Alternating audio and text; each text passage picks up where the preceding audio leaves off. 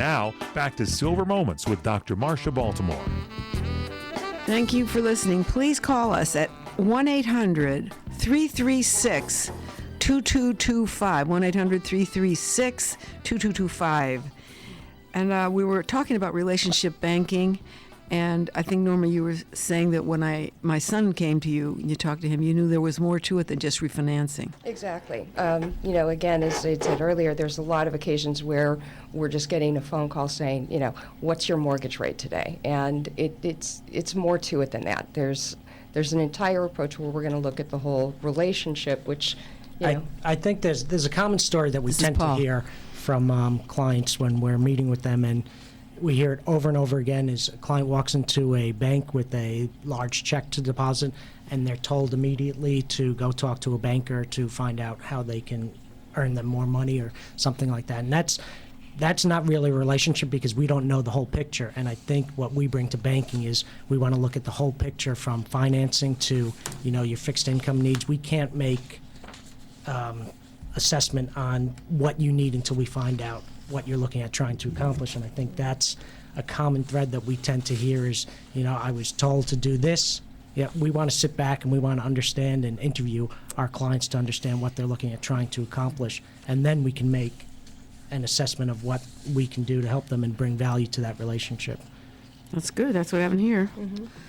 So I think you've been able to do that. So the person has to come into you with some information, and you can't just say, I think I want to refi. Right. And, so what is the information they should bring you? Well, right away, off the top. Off the top, first things first, with a relationship, number one, I'd like to meet the individual, get a sense of how they do their day-to-day banking now. There are a lot of individuals, specifically with seniors. Some individuals like the brick and mortar. They like to come see their bank. A lot of people are more comfortable using online banking platforms and, doing things differently. I have a lot of senior clients who, although they may have an ATM card, won't use it. So, again, it's assessing the needs of every individual, regardless of, whether they're a kid here like Paul or Now, being a psychologist, yeah. I would say the first thing I would like to know how they handle debt. I get skitterish on debt.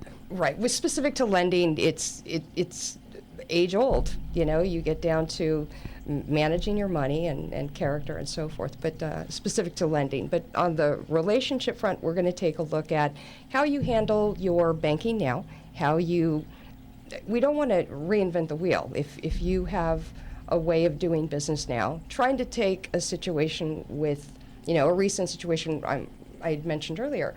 I have a new client, if you will, who happened to be my ex-in-laws. And they're over 70, and they've had the same bank relationship that they had had for many years. This was a whole new experience for them. And to get into online banking and to have things that are just different from the norm.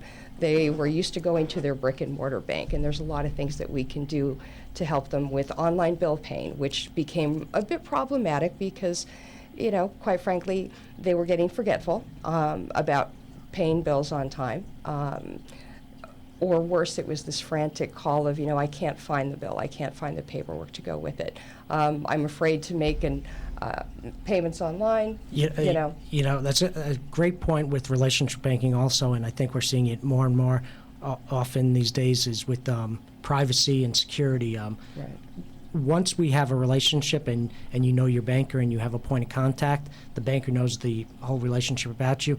And it's better than just calling an 800 number. You have a point of contact. That's good. That's right. And that's what we bring back to relationship banking. I mean, so many times we've heard the story of I called an 800 number and then I was passed to Charlotte or wherever, and they don't know the story about That's right. you That's and your excellent. background. And So for you security, people out there, call in and tell your story. Want to hear you. 800-336-2225. I think that's very true, what you're saying. It's also we understand where you're going, what you're looking at doing. A lot of times you go into the bricks and mortar and, they're great for transactional base, but you And might if not you have make the an same error, what if you make an error? The owner of the account makes an error.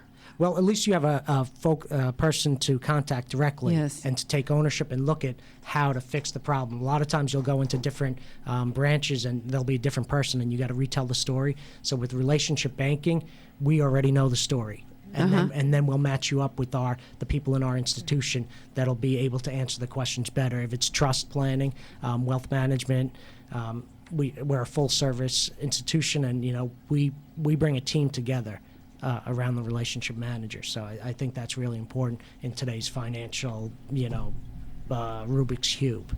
I have another question before we leave this subject, and that question has to do with the relationship to the stockbroker. Do you want to interfere with that, or do you want to have it be separate, or what do you think about that? Well, I think, specific to First Republic, we are full service. We do have, our securities company, we have a trust company, we have wealth management.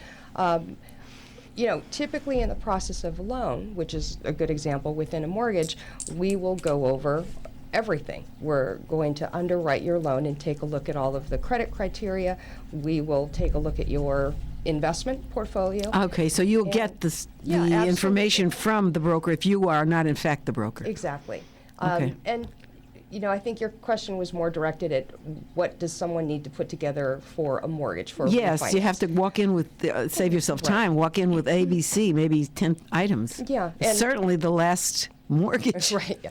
Generally speaking, what we'll do is provide a loan application package. We can go through that together. We're going to require, as most lenders will, the last couple of years' tax returns, copies of current bank or brokerage statements, and we would analyze that information to come up with some suggestions for refinancing and ultimately, provide an answer on the loan to approve the loan and come up with loan program scenarios. for So you need the material, and people are smart when they walk Right. in with it, have it done day one and get it done. Right. That's smart. Right, and loan volume for most lenders, I think, is just outrageously backed up. I think a lot of people have been refinancing, which is what we just heard on the news, prior to start.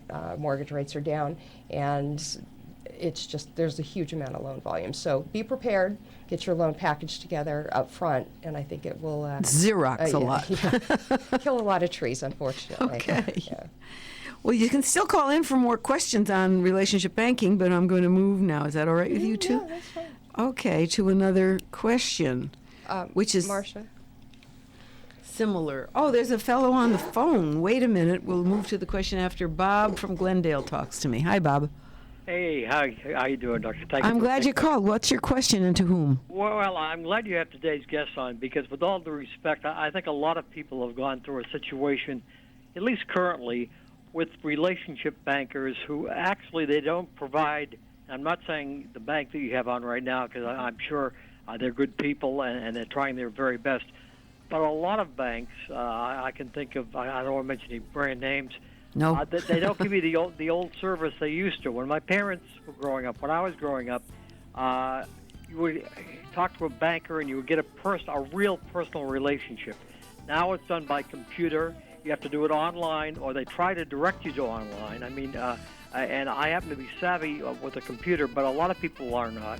And number two, when you get somebody that's really going to help with your problem, truthfully, they don't really care. You can tell the way they're talking. Okay, well, I think that's a good point. However, not with this bank. I didn't have that problem here. What I had was a lady who was smart enough to see how to shorten the time and shorten the note and shorten the amount of money I was going to pay every month, cut it down to one note.